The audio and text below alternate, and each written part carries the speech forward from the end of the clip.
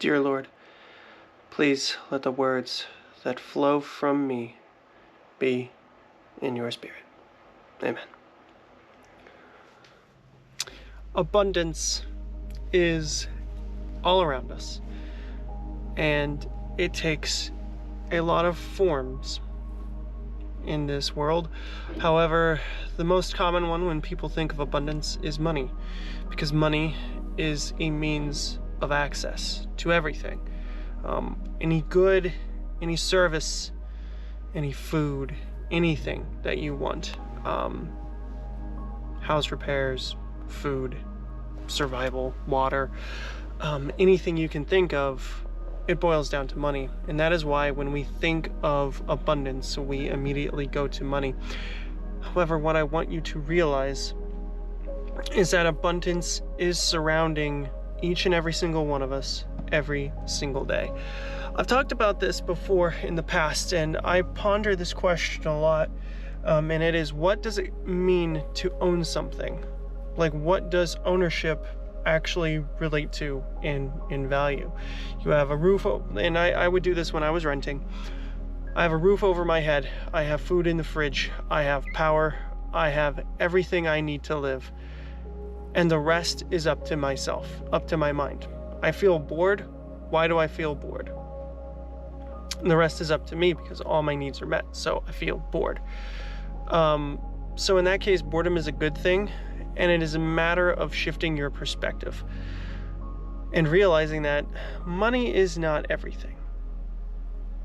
You can have a lot of money and still be completely empty inside. I talked about it in one of yesterday's videos, but that's why you have a lot of people, a lot of rich people that wind up offing themselves, and why they are so riddled with guilt and just unhappy, even though they seemingly have a wealth of abundance. I've talked about it before, and I will talk about it inevitably again, but balance is the key to happiness in this world. And half of the battle is mental. Most of the battle is mental. It is spiritual as well. You have mental, spiritual, physical. But in a lot of instances, strong mind equates to strong body. Your thoughts dictate your words dictate your actions dictate your reality. So if you can change your thoughts, you can change your reality, in that trickle-down effect. And because of that, I would say that at any moment you can change your life simply by shifting your perspective. You know, on my way to my car, I was thinking about this, the nature of our reality. I think about it a lot, and I was thinking about how I talk about meditation in a lot of my videos, and a lot of people have commented and said, instead of meditating, instead I recommend you pray to God. And what I have done, like, one thing that I need to explain is that when I say I meditate, it's kind of like an act of prayer, because I'm not just emptying my vessel. That is not what I'm doing at all. I am connecting to the higher source of light, which is God, and that loving energy is literally pushing all the negativity out of me. So I am never a void that anything can just waltz right in and take over. And I am very conscious of everything that I do. So it's not like anything takes me over. All that happens is this loving peace just fills me completely from head to toe, and I feel energized, I feel alive, and it feels really good. There's a quote that I can't remember where I heard it, but it reminds me of a lot of people that I interact with. Remember the dogmatic people that I've talked about in the past? It reminds me of them. And imagine how depressing it must be to feel that anything that makes you feel good is evil in nature. It literally, I'm just pondering it, and I'm just letting it settle within me, and that just, I've pondered it before, and that has to be a really terrible existence. Being that filled with fear to be afraid to enjoy any amount of joy. Because anything that you feel that would bring you joy is evil in nature. That is just crazy to me, because if the Bible is your sole source of spiritual, then what I can say is a lot of people misquote that. A lot of people say money is the root of all evil. It is not that at all. It is the love of money that is the root of all evil. And we see that in today's society, our inevitably collapsing society. And this is the core of why I am bringing to the forefront the idea of abundance outside of money.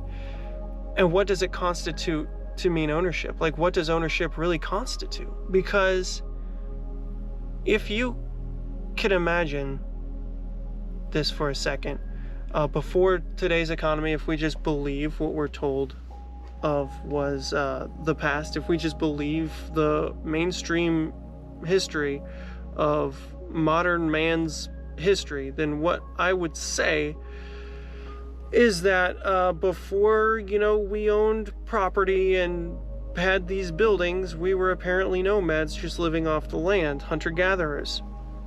And yes, it was a lot of work, and yes, it was tough, and nature would eradicate us completely in a lot of cases, and it was just a constant struggle for survival. And it's not like we had ownership of anything then. We didn't have a mortgage to pay, rent to make. We couldn't go to the grocery store to buy food. So, it's really interesting. What did they use as currency? Well, there was no currency. It was just a bunch of trading, essentially. In that case, you trade something that you have in abundance for something that you had a lack of abundance in. And so a lot of people are told, go to school, go to college, get a degree, get a good job, get a house. And you're just pushed into debt. You are pushed into debt. That's the American way, pushed into debt. The American schooling system costs a lot, sure. So this works overseas, across the pond in the Eastern world, because all their school is very affordable. It's, paid for. It's not gonna be what we like to refer to as a debt sentence. So abundance is more achievable over there. But then again, you get other caveats, right? I don't know all of the laws overseas or anything like that. I do remember one time I was in Germany with the military, and there was a briefing, and they basically said, if you go out and you get pulled over by the cops, do not resist. Just do whatever they say. If they want money, pay them, because you have no rights over here. It's like, okay. I don't know why I remembered that. Oh yeah, I was talking about the laws overseas. I'm not even going to pretend like I know what your all's daily struggle is like over there, or what your life is like. I can go off of what some of the news says, but I don't really watch the news, and it's not because I don't care. It's because it's so rooted in negativity. And the way that I view the world is, you have the higher realm, which is God. You have the source of all things, which is God.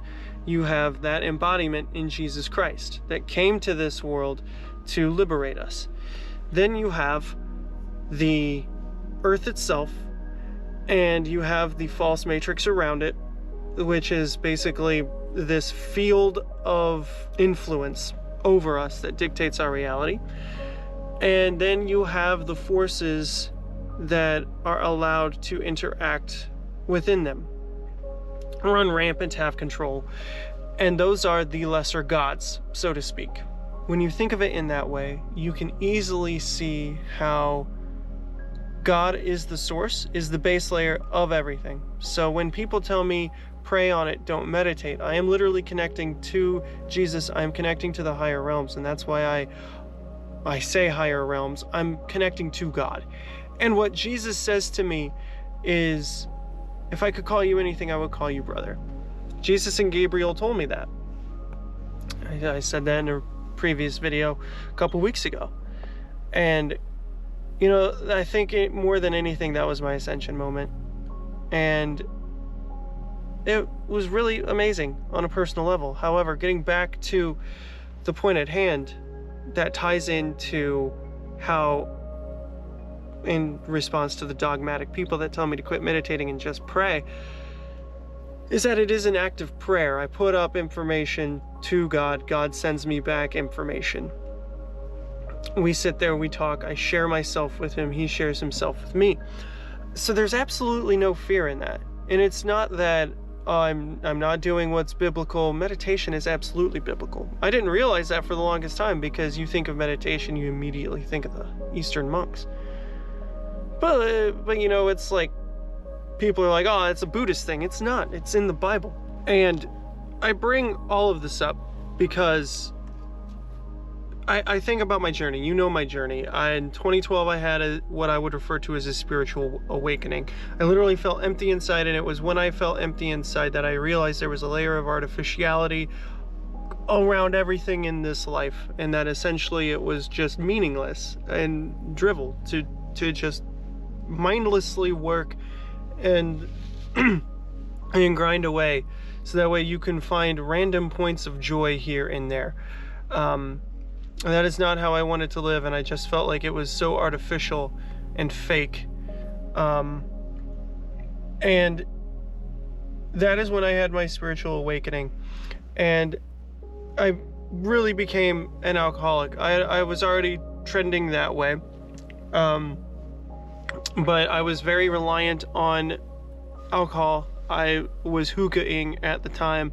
No marijuana in that, but I had partaken in the past. So there was marijuana, there was alcohol, and I was always reliant on some sort of foreign substance to gain peace. And it was when my friend introduced me to meditation, because I had talked about that there had to be something more out there.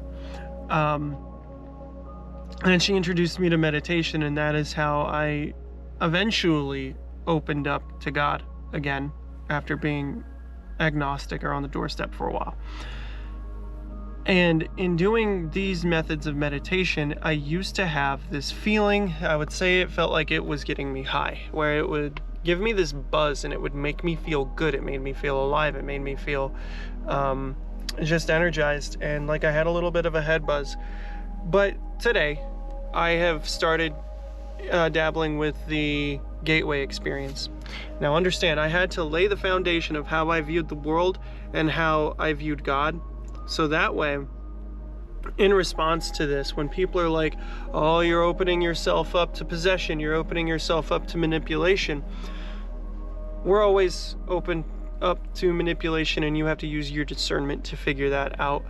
And once you understand that God is above all, you can't be deceived. If something else is like, I'm the true God, it's like you test the spirit. I won't go any further than that because I don't need to go down this path. But I've tried the Gateway experience, and today was the most profound meditation experience I've ever had in my life. I was just listening to it. I was not actively meditating. I was at work just listening in both ears, and then all of a sudden, boof, I had this feeling. It was like if you had 4 shots of alcohol and there was like a delay and then it hits you all at once. Like, it was kind of like that. I was just sitting there, and then just this shift, and it was just so loving and calm and warm and peaceful, and it just hit me, and I was just like, oh man. And I just like opened myself up to all this love that was just pouring in, this unending stream of love. And it was like the next evolution of that initial meditative experience that I had before. So, and then I just thought of the video as you know, before I came out here for my lunch break, and that was the title of it is gonna be that abundance is everywhere, because it is. And I started thinking and just imagining like humans and our evolution, and how right now all we're being trained to think is that abundance is money, abundance is this, abundance is that. Abundance is what makes you happy. It's what lets you live. We don't, and I've talked about it a lot, we don't need the amount of calories that we ingest every day. We don't need 3 square meals a day, especially if you live in an office. If you work in an office, you don't need 3 meals a day, each consisting of 1,000 calories. You don't need that.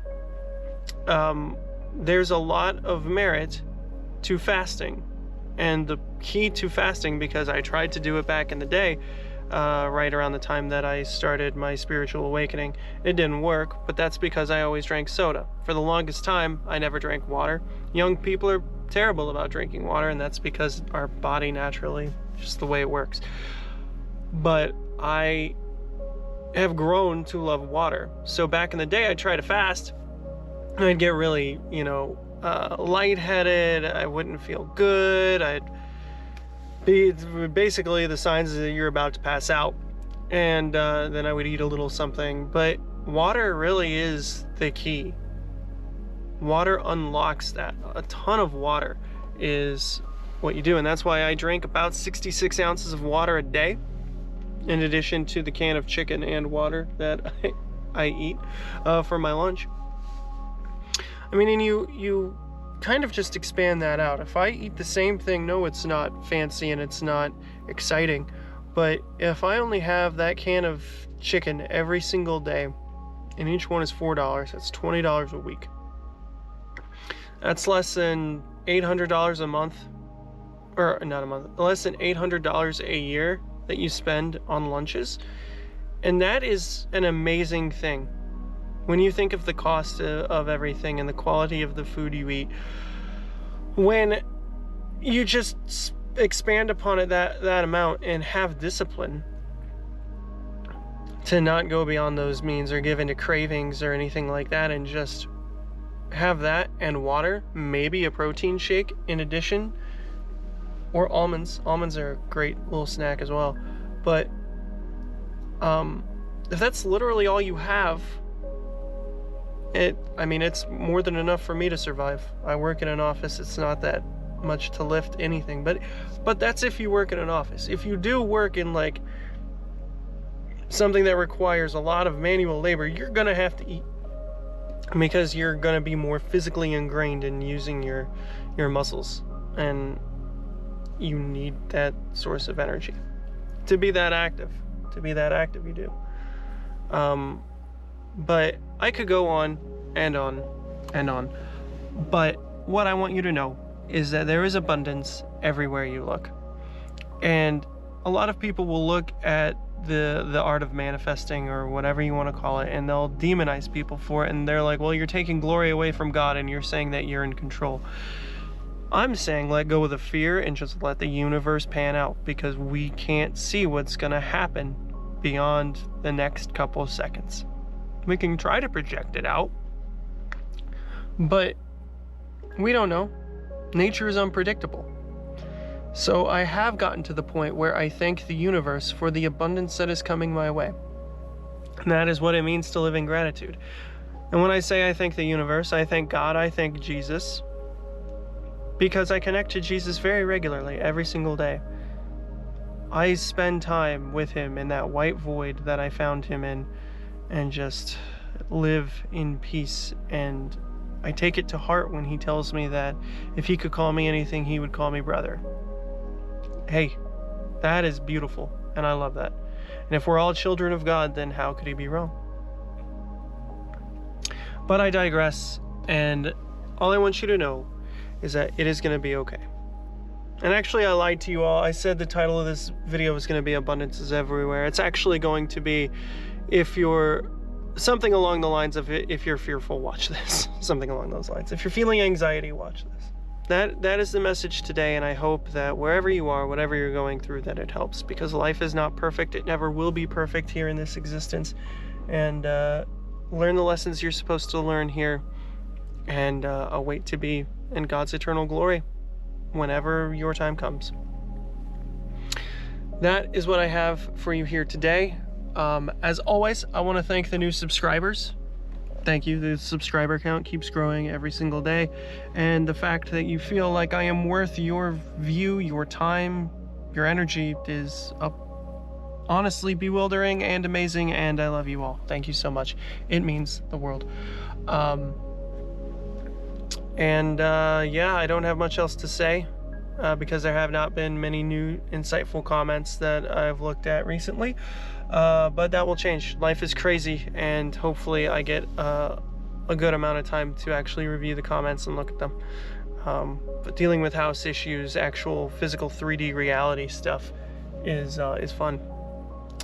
It's fun, especially when you have an old house that was not taken care of and you're trying to rehab it. So there's a lot happening. Best man in a wedding, going to Hawaii soon, so that's fun.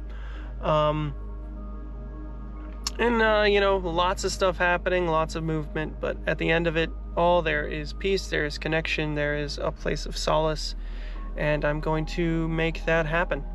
I am going to make that place of peace if I have to make it. Which it's easily found. You seek it and you'll find it in God. But I digress. Anyways, thank you all so much for watching. It means the world. Forever thank you. Forever and ever thank you. And with that being said, guys, until the next time, my name is Ken, and I'll see you then.